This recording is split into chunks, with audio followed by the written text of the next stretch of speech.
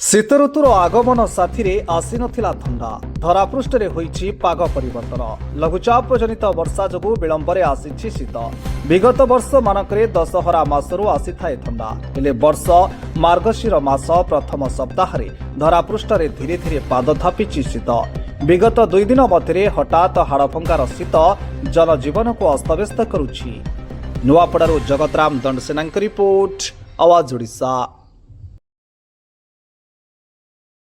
ଇ ବର୍ଷେ ଲେଟ୍ थी सुना ठंडा आसचे 2 दिन जिन हिसाब ठंडा होचे हाड़फटा छाती थोड़ा ठंडा है।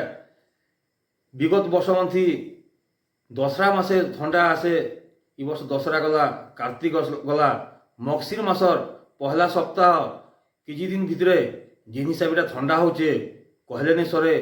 बाहर के पड़ले छाती थरथरी जाऊे, जुए जले नहीं तापले चलवा नहीं।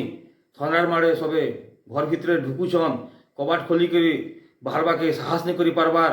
चादर चुड़दार उठिकी सबे शोचन। जे मैंने रास्ता घाट काम कर जीवार लोग पहला जुए तापुछन, पचे काम धाम की कर जाऊन।